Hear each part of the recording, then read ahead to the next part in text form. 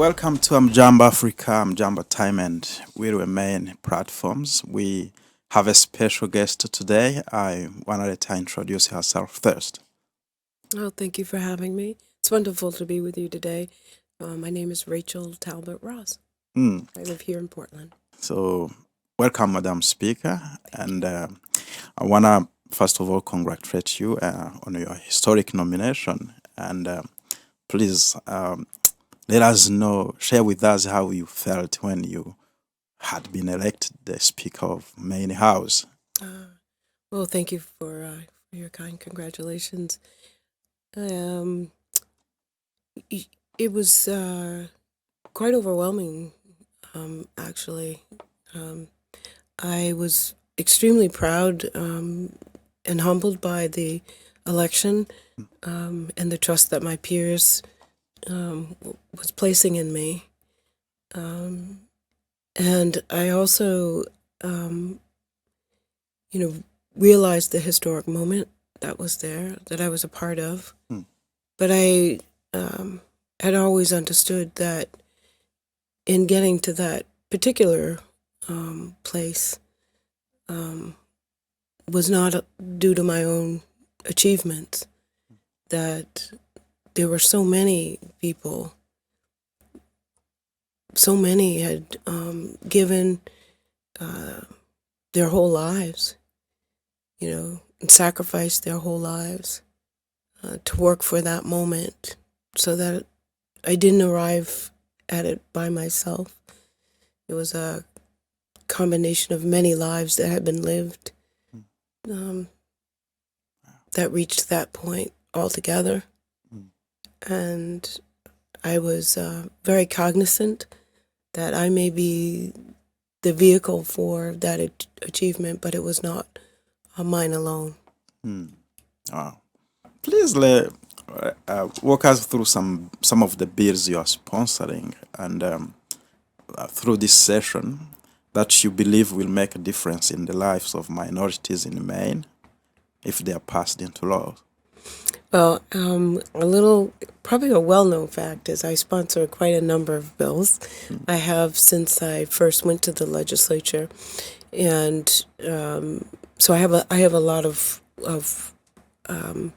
hopefully good work that's going to move forward. But I was always of the belief when I first got elected, the magnitude of the responsibility. When I first got elected to the state legislature 7 years ago now, I was the only black woman in the legislature. It was the first time we had that representation. And it was 4 full decades after my father had entered the state legislature as the sole African American in that body. So when I went there, I knew that it was an opportunity that I had for 2 years, and that God may not have given me another 2 years or another 2 years. I couldn't take for granted or assume that I would ever be back.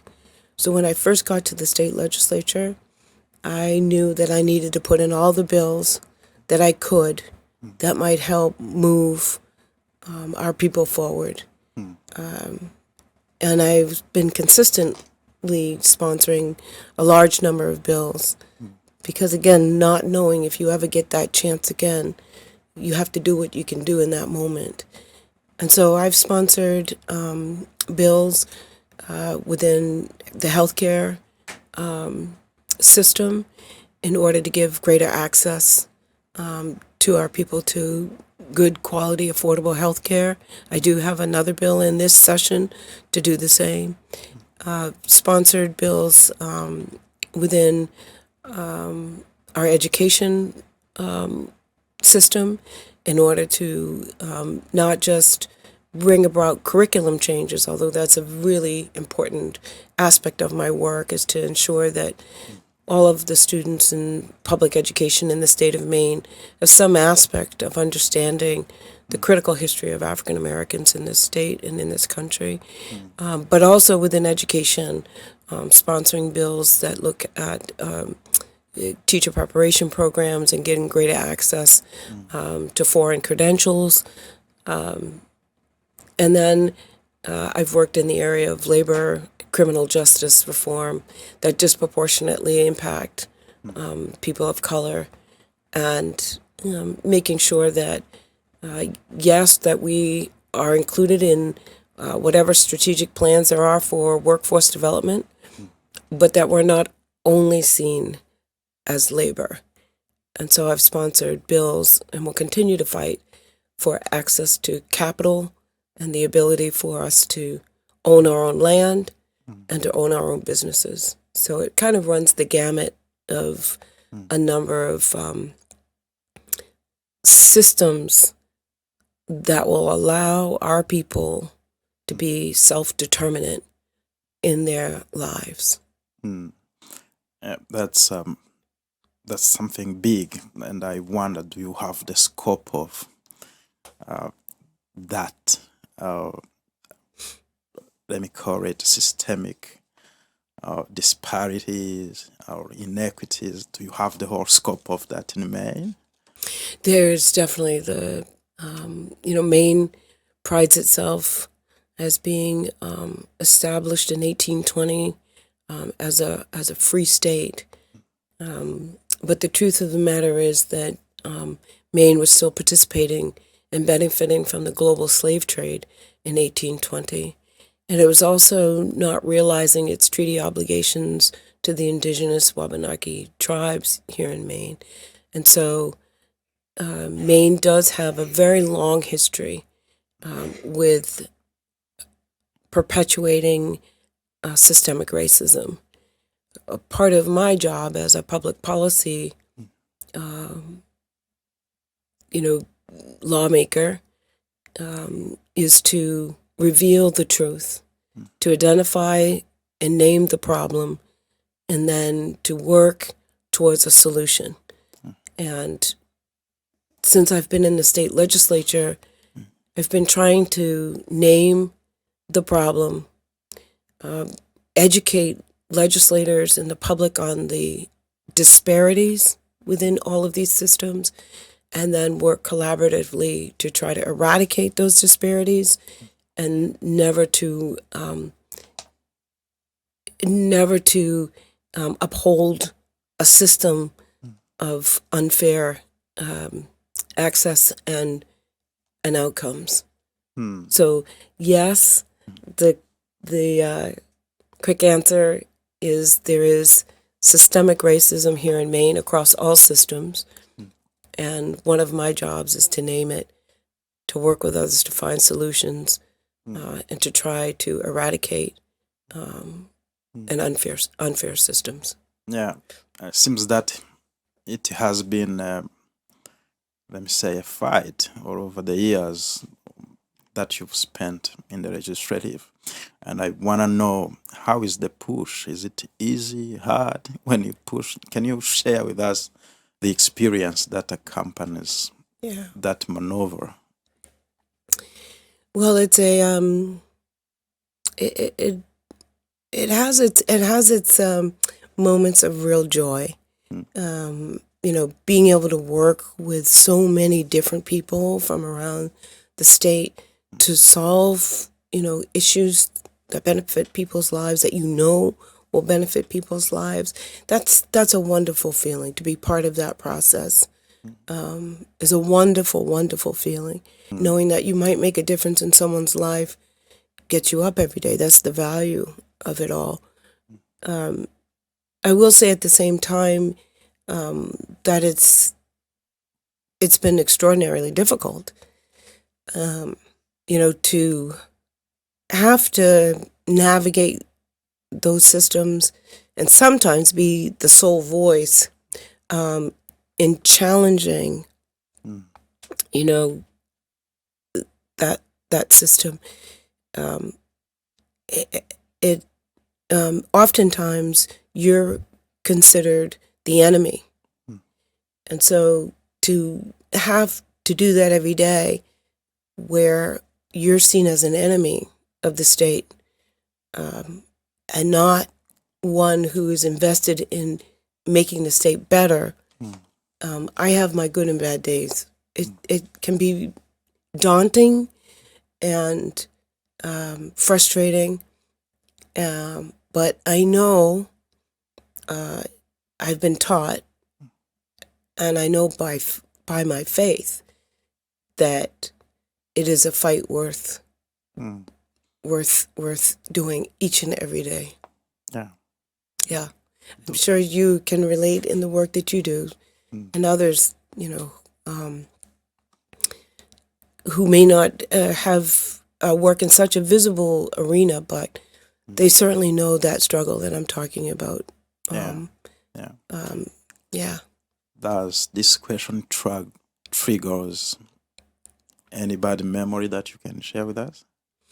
Well, I was born and raised here in Portland, and I come from a family that is a multi-generational black family here in Maine. I'm the 9th generation, and while I was growing up as a child, I was exposed to a community of women, particularly, who, were up fighting each and every day. And these mostly black women were doing it on behalf of their own survival and that of their families, but they knew inherently that they had to fight on behalf of our community. And so I grew up, with June McKenzie, who I still consider, a mother figure, and Janet Johnson, who's gone home and passed away. But I grew up, surrounded by these incredible black women. Janet Johnson, June McKenzie, just, I feel blessed that I had them in my life. But also, I see Neville Knowles, who's passed. I've seen my uncle Leonard Cummings and my aunt Mary Jane Cummings, Joan White, Lucille Shepard. I can name all of the names. My own mother, Anita Talbot, and father. These were role models for me as I grew up. Some of them, Tim Wilson, Bob Green, they're with me to this day. And I know their stories and their struggle, and they never gave up. Tim Wilson is still fighting to this day. They just never gave up. And so I know that I can't give up because we still have so much work to do. But my father, my mother,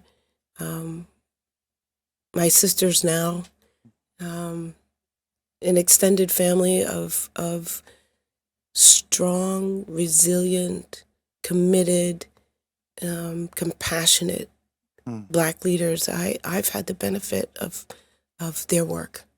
Yeah. All right. Yeah. So let's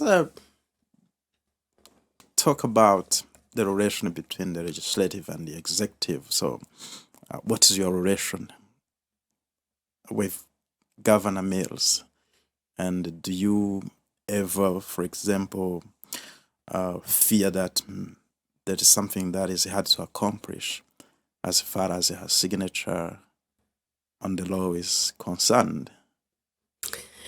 Yeah, I consider Governor Mills a friend. I've known her for a long time, and have respected her work and her resiliency,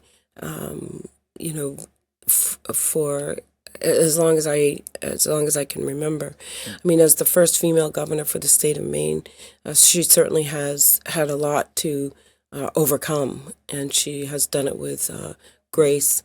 And I know that the two of us share a belief in Mainers in our state, in making sure that we do our best each and every day to think about all of the pockets of people who are struggling, and what can we do to alleviate that struggle all over the state. So we share a love for our beloved state. We really do. I think that we also share a philosophy and an ideology, and sometimes see different pathways to achieve the same goal, But I do believe that we're working together well. I trust Governor Mills to do the right thing on behalf of the people of Maine.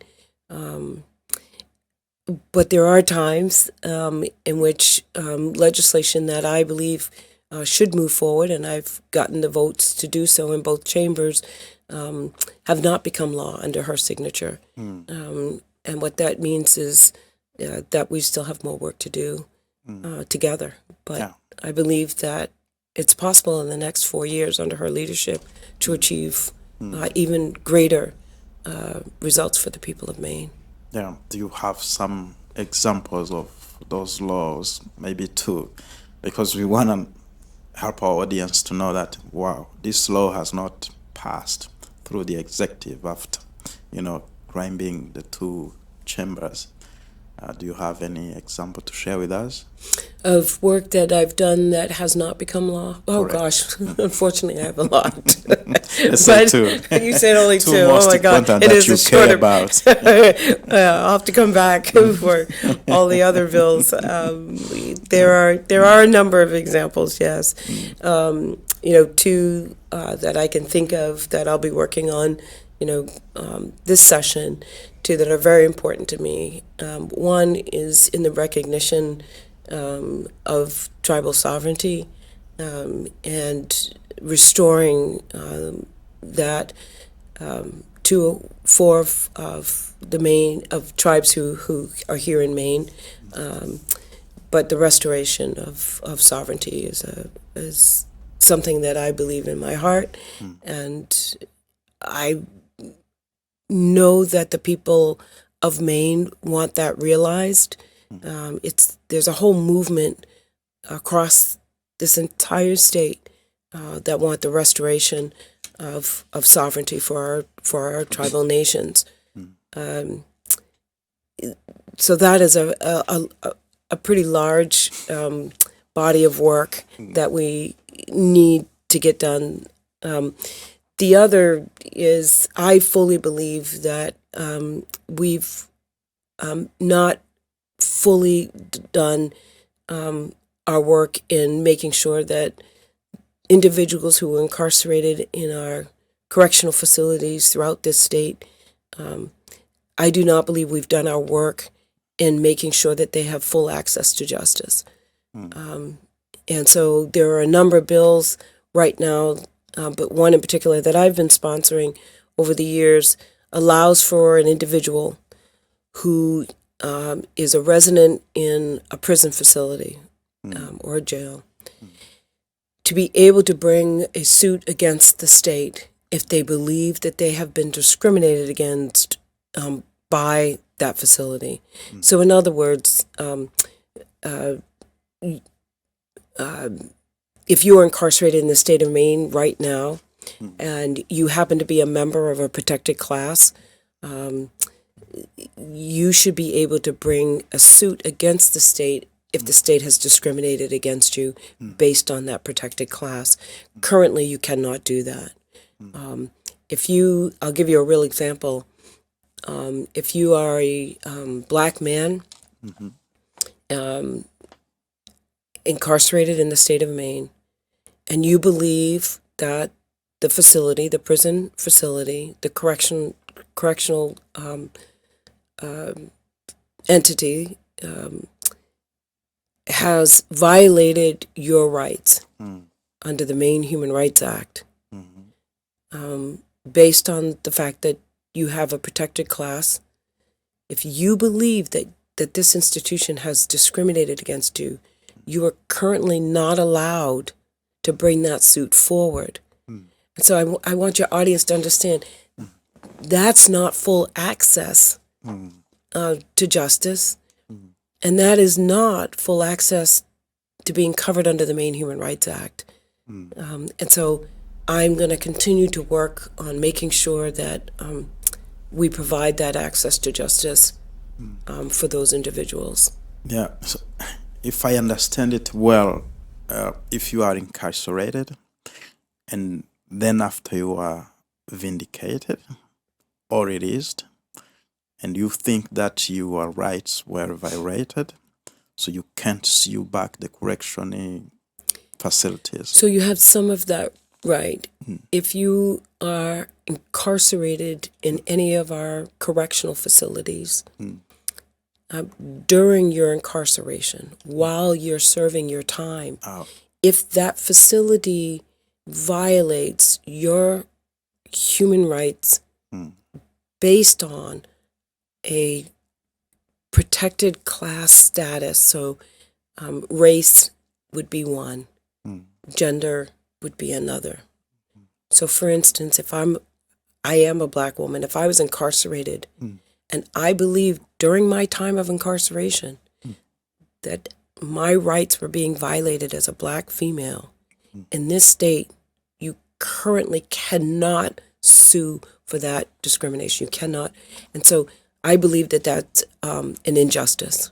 Yeah, I think I want to know how this works. So when you push those bills to the governor's desk and they are pushed back without any ratification, so does she recommend some changes, or does she express her position? And indeed, you are Democrats. You are both Democrats, and you share the same some values, like you mentioned. So what does she say? Yeah, the governor does provide an explanation for what they would call a veto of a bill that passed both the House and the Senate chamber. The governor does provide real specificity as to why she's not allowing that bill to become law. And then what happens is that goes back to the legislature, and if the legislature believes the governor is wrong, then it requires a 2/3 of both of those chambers to override that veto. So that's a pretty, it's a check and a balance in the system that the legislature passed a law, the governor vetoes it, but the legislature can then say, we represent, our branch of government represents the voice of the people. Have you ever tried to override? I have. Are you planning to keep doing that? Depending on I'm hoping that she doesn't veto a lot of my bills, but if that is the case, depending on what it is, then you do an assessment of where the people are at, and where the members of the House, the members of the Senate are at, and sometimes we attempt to override that. Other times you accept the end result and you go back and you try to correct the things that would help it become law. Is there any time you believe that? Is there any threshold or a line that you believe, if she crosses, you can launch an impeachment? There are many times I believe that, our branch of government, the legislature, is the voice of the people. Let me come back on the tribes and nations. I have seen you working with a lot of energy in terms of helping them to gain their dignity and their petitions. So now that you are the speaker, and we have a governor, again, a Democratic governor, can they feel that at least, their petitions will be heard and resolved at last? I think that, my attitude is that you cannot continue to do the exact same thing over and over again and expect a different result. And so for this session, I'm hoping that we can do things a little bit differently. The full inherent dignity of our of the nations, they already have. It's inherent. Their sovereignty is inherent, and they already have that. The state can't give or take away that for them or for us. But I think that the only way to get there this time is for us to build stronger relationships with one another. What's interesting about the whole thing is there's so much fear and misinformation about what the restoration of sovereignty means. And I noticed that the misinformation really falls into a camp, like somehow it's the tribes versus the state, or the people in the state. It's an us versus them. They're going to take all our land, and they're going to, it's this fear mongering, that somehow we're going to lose in this equation, that non-tribal members in the state of Maine somehow lose if the restoration of sovereignty was realized in law. That's just not the case. It's misinformation, and it's fear mongering. What is true is that wherever the nations exist in this state, the whole region benefits economically. The water quality is better. There are thriving businesses that do business with the tribes. The whole region benefits. So I'm hoping that this time around that can be made clearer, that Mainers, including our chief executive, will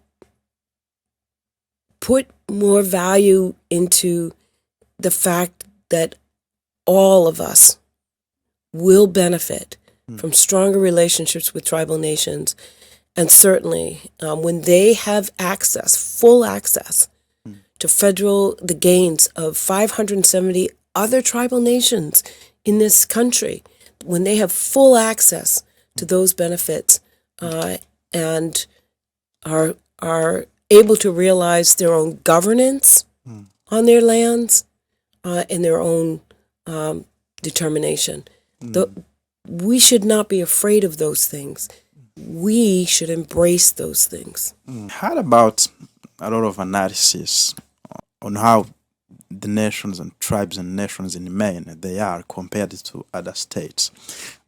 And I believe you have done a comparative analysis, because you are mentioning 500 around the U.S.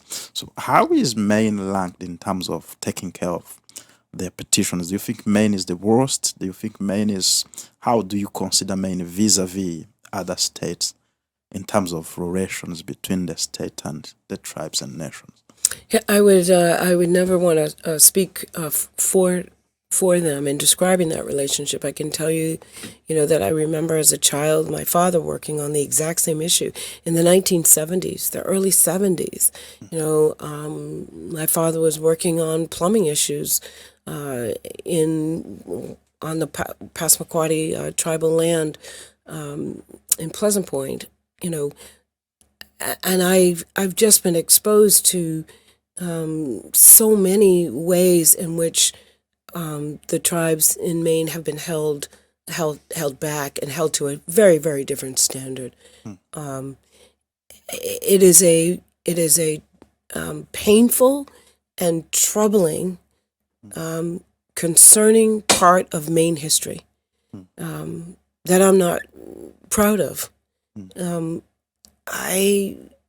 So I believe that it is my duty, not just as a legislator, but as a human being, to eradicate all of the ways in which we have intentionally, prejudicially held the nations back. One of the things I think we must do is really understand what the people-to-people component of this work is, and I've been trying to do that along the way, is to strengthen relationships, to take that fear out, to correct all the misinformation, and to allow the tribes, based on their own governance on their lands to be able to determine the relationship that they want to have with the state. It's not for us to determine alone. Yeah, this is just a quick question, a yes or no. Is the house behind you? That's a great question. You have great questions. I believe that the House,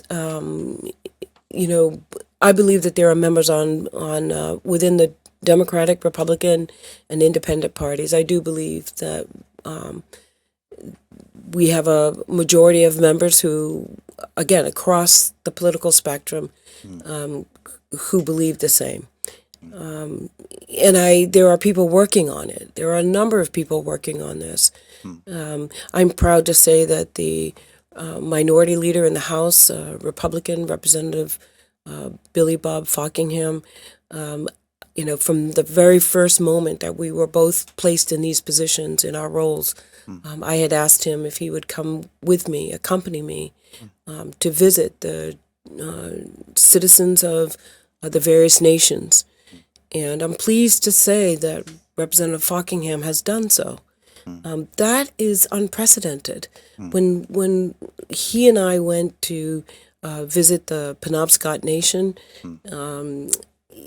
it was unprecedented. The chief of the Penobscot Nation, Chief Francis, said, "This is historic to have the Republican leader and a Democratic leader here on tribal land." So that should be an indication to people that we're doing things differently.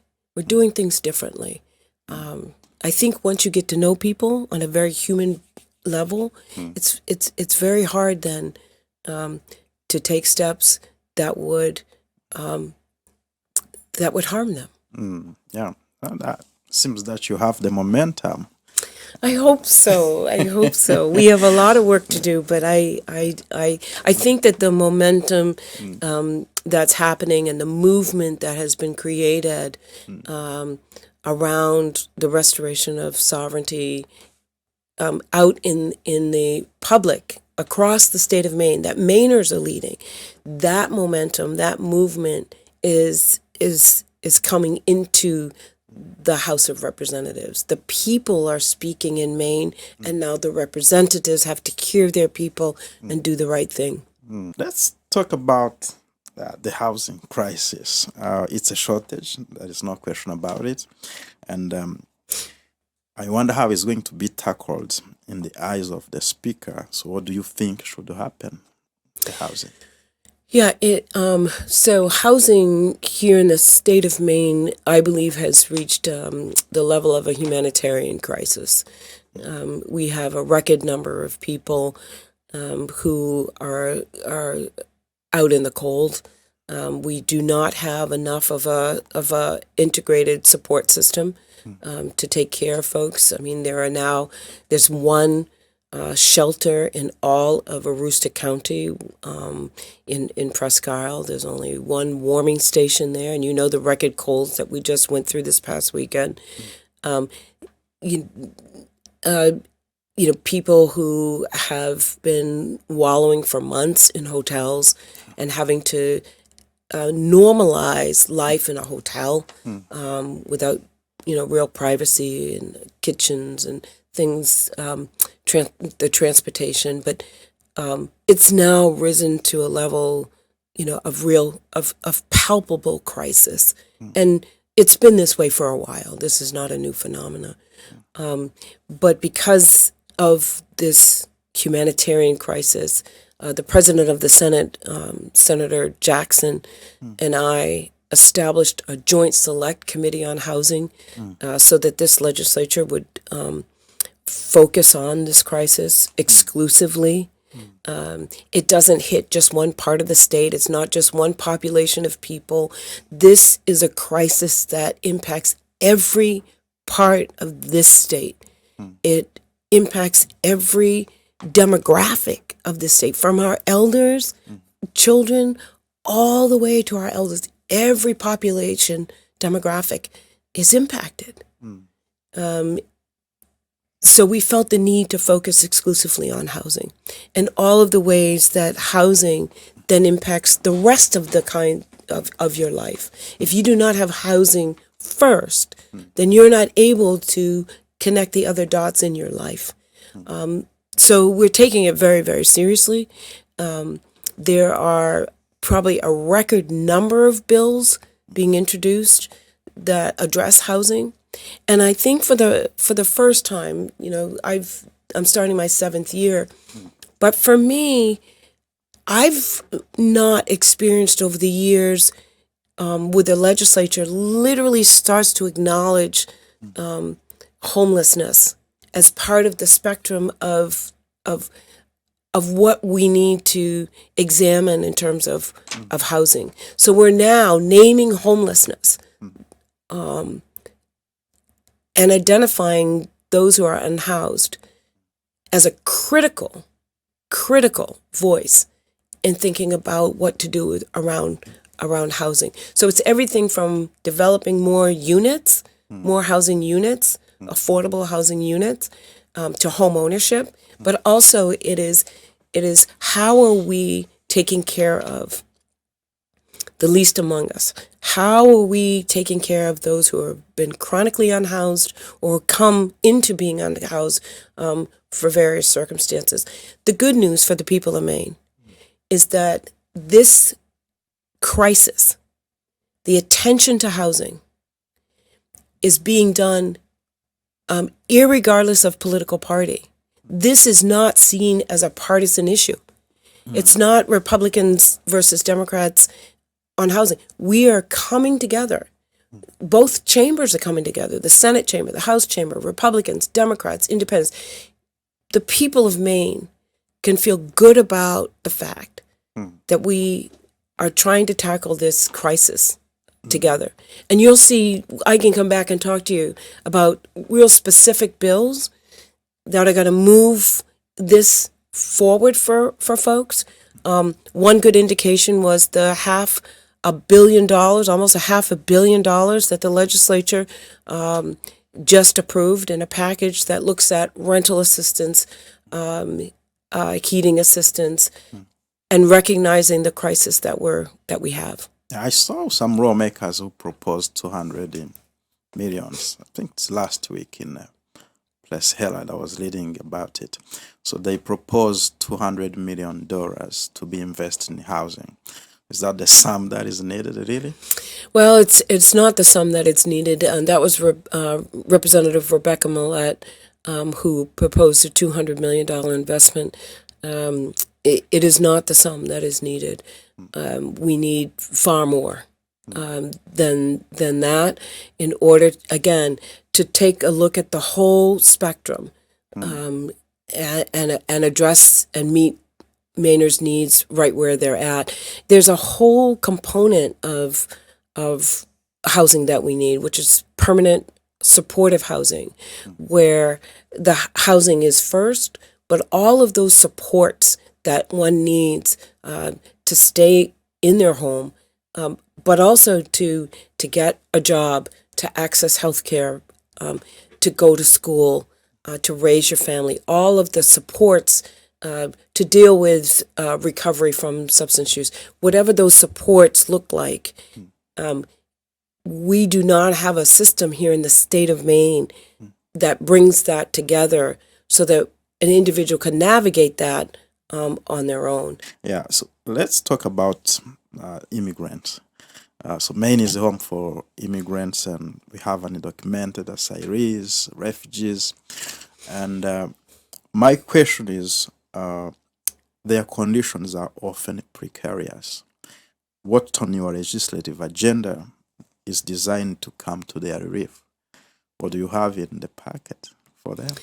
So there are a number of things that are looking at both immigrant integration and, I would say, also immigrant self-sufficiency and self-determination, because the immigrant community is not a monolith. There isn't one immigrant. There are people who have come to this state from various places all over the world, and each of those experiences may require a different strategy. So what may work for someone who has come to call Maine home, that originates from Central America, or a country in Central America, may not be the same need of someone who comes to call Maine home, and they've originated from Southeast Asia or from the continent of Africa. And so part of my work is to make sure that we do not make a one-size-fits-all approach to dealing with any population of people, but particularly within the population of folks who have relocated to Maine or have come to Maine for refuge, for safety and security from all different parts of the world. And so that's an education that has to happen in the state legislature. There are specific bills that are looking at what that integration process looks like. Over the years we've done, and I've helped to sponsor bills around navigators that are built into our education system, particularly the adult ed system, so that folks can access at a place where there's no barriers, access to English language, classrooms, learning English, but also getting, I've been involved in efforts to look at certification and the transference of foreign credentials into our credentialing system, so that if you had and practiced medicine, or you were a skilled electrician, that those credentials have a place that can be seen of value here in the state of Maine, and that your credentialing to continue your career while you're here isn't prohibited by those credentials. We also have been involved in, so education is one place to look at, but also in access to healthcare. There's been a lot of work done looking at being able to access healthcare while you are seeking asylum, for instance. Over the last several years, many years, there have been attempts to make sure that our healthcare system is one of humanitarian, and that we value human life. And in order to do that, people have to have access to healthcare. It feels like a really basic right, that healthcare is a human right, and we've been trying to realize the ways in which to bring that to particularly our family and friends who are seeking asylum. So within the education field, knowing that education is one of the pillars to economic prosperity, we've been doing some work around access to healthcare. We've been doing some work. If you look at the state's economic development 10-year plan, you'll see also plans in which specific plans are there in order to grow the workforce. So in many ways, not making the immigrant, refugee, or asylum-seeking community one monolith, one stereotype, if you will, one person, one set of characteristics, but to look at all of the different ways in which we need to be responsive to the full integration of people's lives here in the state of Maine. So do you have something that can last for years in terms of ensuring their welfare, ensuring their integration, ensuring their proper welcomings? Is there any project around that area?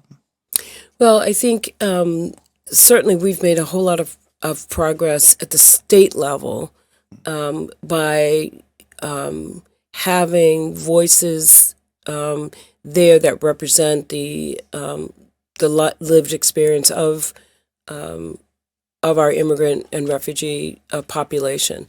And so proudly, this year, Representative Decker Delac from South Portland was sworn in, and Representative Mana Abdi was sworn in from the city of Lewiston.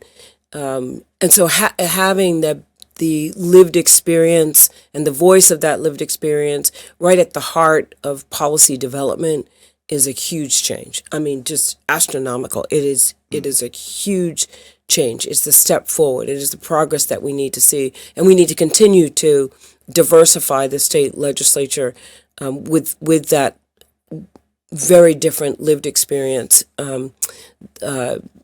being part of how we develop policy.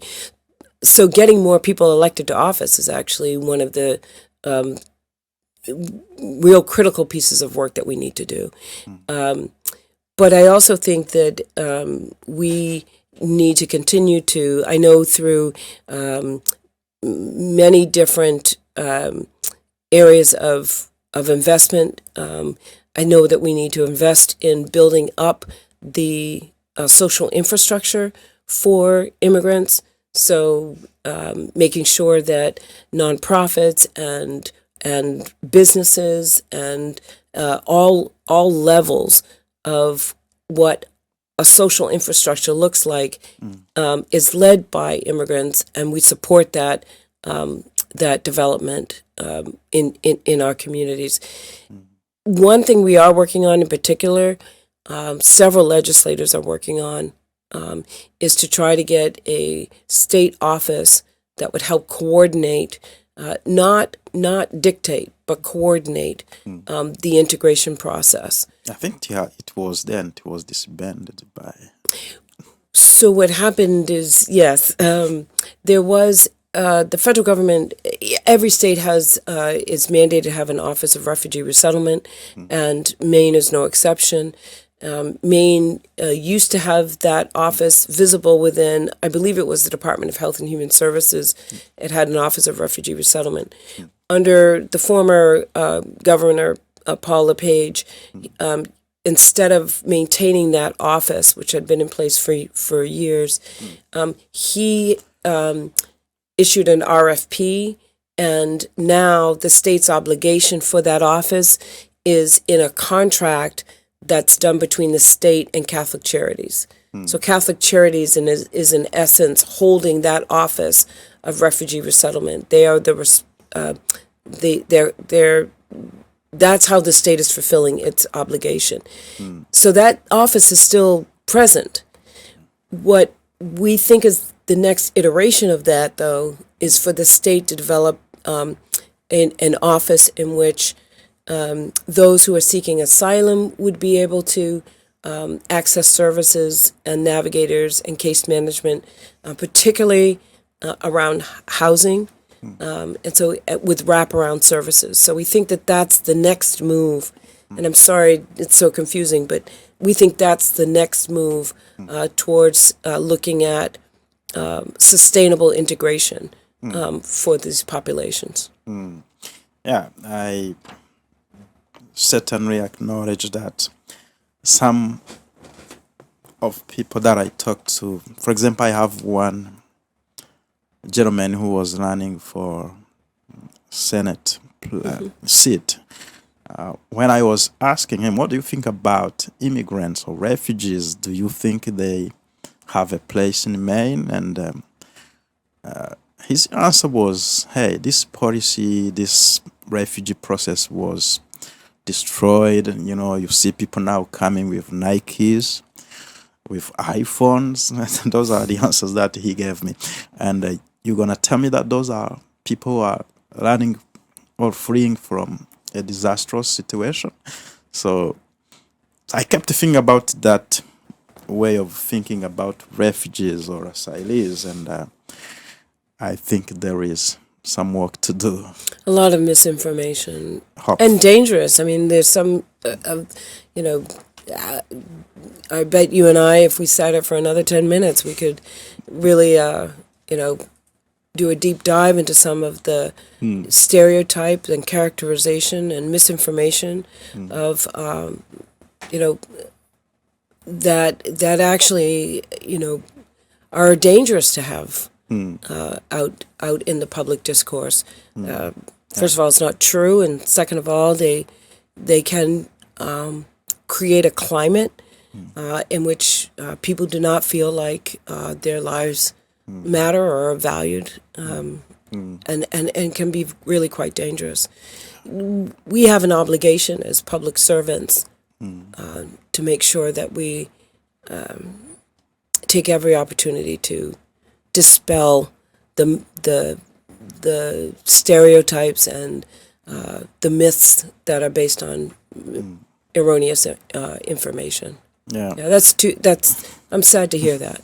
Let's move to another question. Sure. So I want to talk about African Americans and immigrants from Africa. I have heard a lot of people say there is a chasm between the two groups. And according to you, can joining forces be a benefit for both communities? Oh my goodness. Yeah, I mean, I think that in many ways there is really no success at all for the state of Maine, but there is no success unless not only do we come together. Coming together is a beginning, but we keep coming together. Because the only way for our communities to be successful is for us to work together. There's no question about that. In this country, where race has been used as a biological marker that in which certain people are privileged and others are not, based on those characteristics. The way in which that privilege and that sense of supremacy has been upheld is to ensure that our communities never come together. It's a tactic, it's a strategy, and it's worked for hundreds of years. We have an obligation to dismantle that and see our success and our value is achieved only when we work together. I will say, it's been a painful reality for those of us who trace our lineage to this soil multi-generationally. It's been really painful to see the way in which that systemic racism has worked to keep us apart, and it's long been a strategy of white supremacy to make sure that we don't come together. Yeah, I think there is a value or a benefit to connect a young daughter from Benin to someone who arrived in this country from Ashanti, which was Ghana by the time, or Dahomey, which was Benin by the time, or on that west coast of Africa. That's how I try to phrase this. Let's talk about. I will say though, that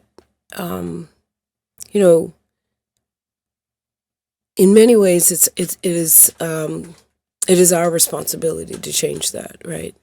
That if you do not know the history of African Americans here in Maine, and then I don't know the history of what is going on in the continent of Africa and in particular countries, and I don't understand what that lived experience is about, particularly in leaving a home country and relocating to another, landing here in Maine, the whitest state in the country. If we don't understand each other's stories, then how is the system supposed to respond to that? So, in many ways, we're keeping up. We're doing the work of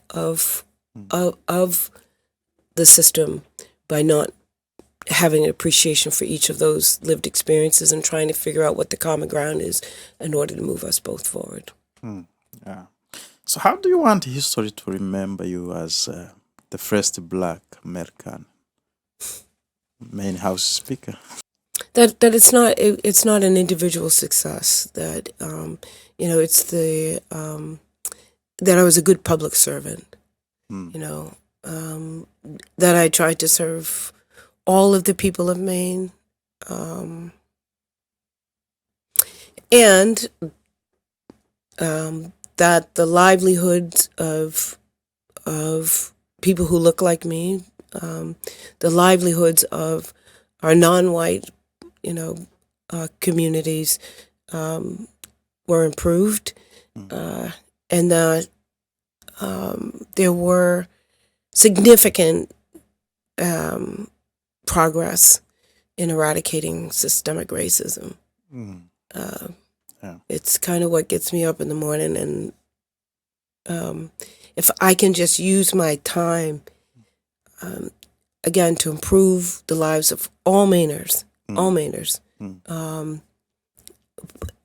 and break down those systems of poverty and race to any degree, as a servant of the people, and as someone who believes, in the inherent dignity of all human beings, that would be a humbled achievement. There is a young lady in Lewiston who is aiming at becoming an elected official, but she believes she won't make it because of the bullying at school. Can you talk to her? I would love to meet her and talk to her, and to tell her not to give up, not to give up. She comes from a long lineage of freedom fighters. She comes from a lineage of resiliency. And what we need to do is to make sure she has all the right supports to not give up, and that she can call on any one of us for help, that we're not too far away. And that literally, to get elected to office, you got to do a couple of things, right? And so we actually put our feet to the ground, and we help her get elected. But more importantly, that we surround her with the necessary support so that she can pursue her dreams. I would love to talk to her. I know you have been working with immigrant communities, representatives like Maine Immigrant Rights Coalitions, and a lot of them around the state. So now that you are the speaker, do they still have your ear? Oh my goodness, yes. Yeah, absolutely. The leadership at Maine Immigrant Rights, coalition under Mufalo Chatham's extraordinary leadership. I mean, I could not do the job that I have if that wasn't a good relationship. I learned so much from her. I often tease her that, and many of the other leaders associated with Merck, that we really, the ways in which whole populations of people are now able to call Maine home, are able to resettle in this area, are able to see the next day with any sense of hope, really does go back, directly back to that leadership. So I learned so much from seeing that and being part of that, and being associated with it in any small way. But absolutely, for sure. Yeah, for sure. It would not be a full experience if that was not the case. Tell me the role of your father in terms of shaping your political career. Oh my gosh. I know we've already spent a great deal of time. I don't know how much more you have, but I would say that's probably the single biggest influence in my life, whether I had gone into politics or not. I saw as a young child my father, had multiple jobs. I come from a working class background, and I will tell you that no one in the Democratic Party ever said, "Hey, Jerry Talbot, why don't you come run for office?" In the early 1970s. No one in the Democratic Party told me in 2016, "Hey, Rachel, we need you. Why don't you come? Why don't you come run?" And I say that specifically because, you my father got involved because he could not find any housing for my mother and my sisters and I. He couldn't rent an apartment in Portland in the early 1970s. There was active discriminatory practice that was happening, and he literally got involved due to not finding a place to live, right? And we were just talking about that. And so he started to speak up, and he got involved, and saw that it wasn't just him that was having trouble, but all of our family and friends were having the same kind of problems. It was, and decided to do something about it. And so what I saw at a very early age is, yes, you must take care of yourself, but if you're experiencing it, it's probably a pretty high probability that other people are experiencing something similar. And so you must band together to try to make that change. And he had 3 jobs. As a child, when I was growing up, my father went here, came home, went there, came home, went there, came home. And so I've seen what that struggle looks like. And then he made it to the state legislature. And one of the things that I do often is read his testimony on the House floor, and then I have to imagine, what do you think it would be like to be the sole voice out of 151 members in the House, and another 35 in the Senate, the sole voice that has to represent a genocide to happen in this country to African Americans. That's extraordinary to me. And yet he did. And so I know that I have an obligation to continue that voice, and strongly and defiantly in many ways, to not make excuses, to not shrink myself, to not allow my community to be tokenized, but to do what he did, and to proudly work to improve the lives of the least among us. I would tell you one other thing. He is a person that has been pretty consistent. He's a very consistent in his demeanor, very consistent in his demeanor. And the one thing that I have learned from him, most definitely, is he is currently in the Maine Veterans Home. He's over 90 years old. And in the Maine Veterans Home, he wakes up every single solitary day, and he tries to figure out, how is he going to do better? What is he going to do to make that day a good day? Not just for himself, but for the other residents in that facility. To this day, he's consistent. That's strong conviction. Yeah. Yeah. What's your next step after the speakership? I will say to you honestly that I never, I had no quest to become the speaker. It almost felt like, I did intentionally run to become the assistant majority leader 2 years ago. And it was because I saw that if we did not have a seat at the table, a voice at the real decision-making table, then literally the work that I was doing in the state legislature was a good quest, but it didn't give us the kind of access to decision making that we needed. But then running for speaker, it really felt like a responsibility that I was in a position to do so, and again, an obligation to run. Didn't know if I would get there or not, but I had an obligation to run. It took 50 years from when my father first got sworn in the legislature to the ascension to speaker. It took 50 years to get there. So right now I'm going to enjoy it, and I'm going to try to do the best that I can. I never thought that I would ever become the Speaker of the House, ever. And you are not done. And I'm not done. Good luck. Thank you so much for all your time and your attention, and for the invitation to speak with you. Yeah, thank you, Madam Speaker. It's our pleasure to have you again and again. You are welcome in our platforms anytime. Thank you. Kind thanks.